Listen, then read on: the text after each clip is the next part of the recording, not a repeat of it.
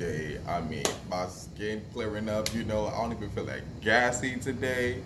I'm just really enjoying life out here. So let's get started. Like this, cause I need you to give me your best. So if you can't move like I need you to, I'll teach you how to step. I'll hop to the left 2 times, you slide to the right 1 time. I'll move forward, you fall back. You don't even need rhythm for that.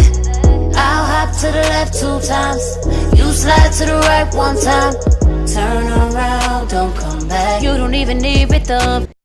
Hello, everyone. My name is Darien Lee. For the ones who don't know, welcome to my channel. A lot of you are probably wondering why I got these two little Sealy braids, slave edition style, in my head, and it's because I can. Your mom liked it, and your dad liked it too. Today we're going to have a conversation about black culture. What a shocker. Yeah, we're going to have a conversation about black culture today. There's so many topics on the black culture that I really need to discuss. In another later video, I will be discussing blacks and Latinos. You hold on to your pussy for that one. But this one, I'm just going to make it about education. I'm going to make this one about education, black people and education. You hear a lot of people say, knowledge is power and power is knowledge. Yeah, we heard you the first time. Okay. But this is what people need to know. They have black people out here believing that the only true source of knowledge is school and college. Oh, no. No. They're all whitewashed. Just like all these companies out here where we're buying our clothing and all of our businesses from. All of this shit is whitewashed. That is not the true source of knowledge. You have filthy rich people who have no degrees at all. None at all. I went to a high school in South Carolina, and it was supposed to be, a school kind of above the rest. And actually, it was. I mean, because I was 15 years old, and about time I turned 17 years old, I was already proficient to advanced in Mandarin Chinese. So maybe it is a school that's really, really great.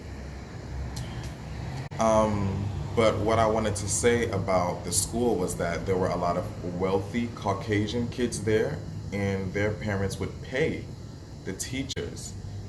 The parents would pay the teachers to basically make their grades better. My Mandarin Chinese teacher sat me down, and she would have conversation with me about the rest of the students because I was so advanced in her class. I would actually help assist the classroom learning Mandarin Chinese as well.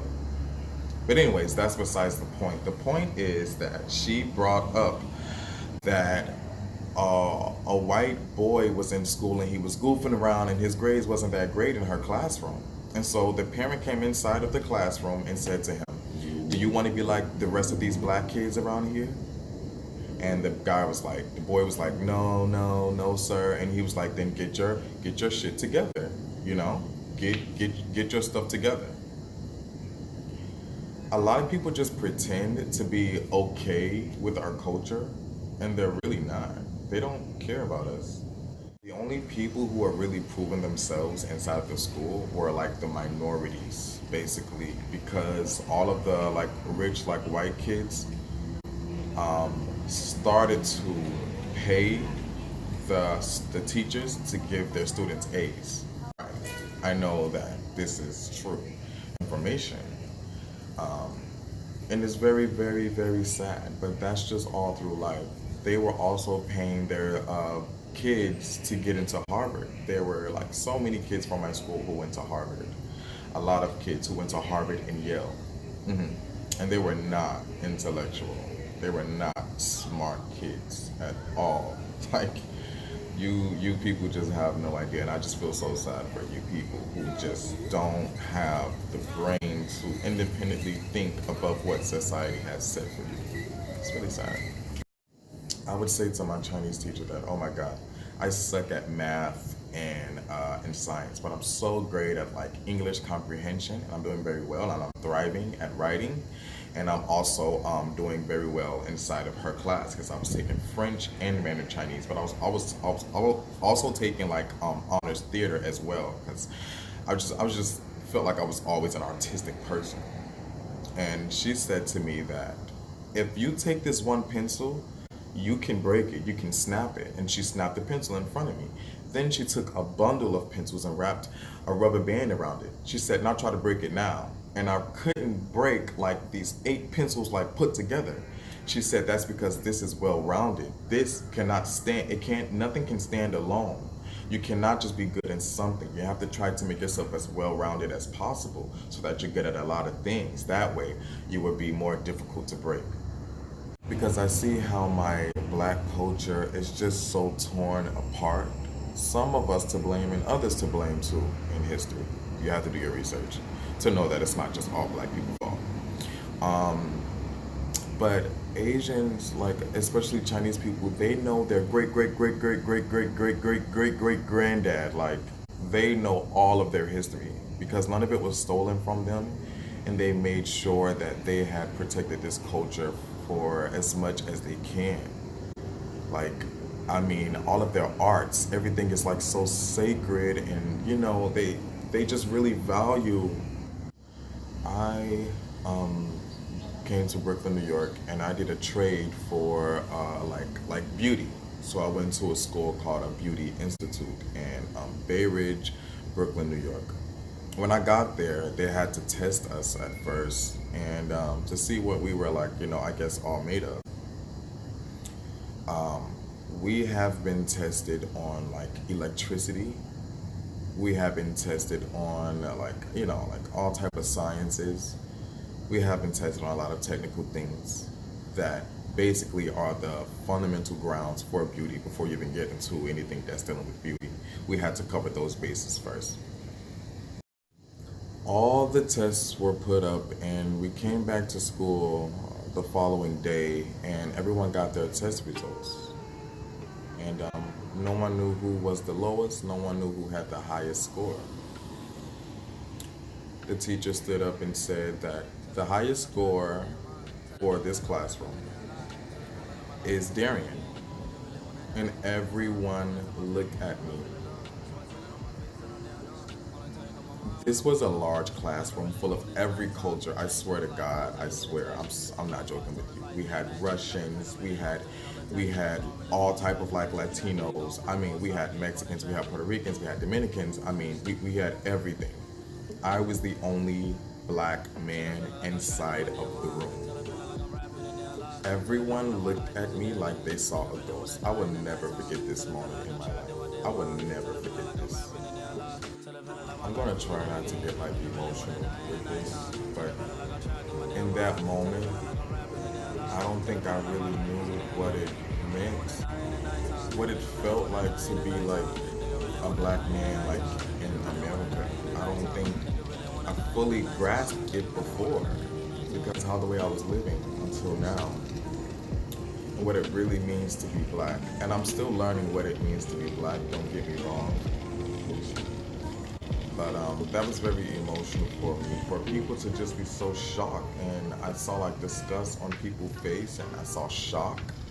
Shock was also not a look that I wanted to receive as well. I mean, I just did not understand. I didn't. Moving to New York and realizing so many different races and culture, and when I look around and I have to remember that I'm black. I have to. I have to know why people are looking at me a certain way. Um, there's a lot of people who don't know. I mean, a lot of Latinos are just, you know, the Spanish culture who don't know that I understand Spanish. And I hear the things that they say about me all the time when I'm on like, you know, transit or anything. And it's very sad when you go out into this world and these big cities like this are just probably worse. I would say worse because I'm from like a smaller place. I would say worse. I would definitely say worse these places are worse. Like New York is it. For a lot of black people who just like live this best life and they haven't really experienced racism and they don't know what I'm talking about, I was you. I was you. I really was. I remember those days when I used to feel that way. Travel a little bit more. Get out into the world and really see what's out there. It'll make you Google information, read books, compare your information to others. Make the contrast. Leave little self-memos on things that you believe to be true, and things that you don't believe in, don't cancel them out so fast. Keep them in the back of your mind as well. It will do you justice in the future. Last thing, create an atmosphere that you can surround yourself in just as much knowledge as you possibly can. Just by living life, collecting things, researching artifacts. Then, once you have armored yourself with enough of real knowledge, and not just that piece of paper that you got from these whitewashed system schools, you have a child. You teach that child everything you know, while also still learning with that child. Then they have a child, and then you become a grandparent. And they will come back to you as basically an encyclopedia, a book of wisdom. Set yourself up the right way. We have to do this. I'm sorry if I made this video like too serious. I just really had to discuss that. I promise you, I really did. I had to get that off my chest. You guys should look back at my past video that I'm talking about, you know, me and my ex-girlfriend. It's very important because part 2 will be coming up after this video. So you have to go look at the past video to see what was previous, and then see how I'm going to continue and make it even more amplified. Pero estoy cansado ahora, so I'm going to have to go. And plus, I'm really hungry too. So, peace. Feeling like I'm rapping a damn lie. So the feeling like my life is a damn game. Nigga really wanna die in the nighttime. Only time I feel pain when I'm feeling love. That's why I said it on my face that I'm down on. Only time you come my mind when I'm all alone. That's why I'm never really alone in the nighttime. Change hoes like clothes, I can get attached. Cause these hoes 5 stars.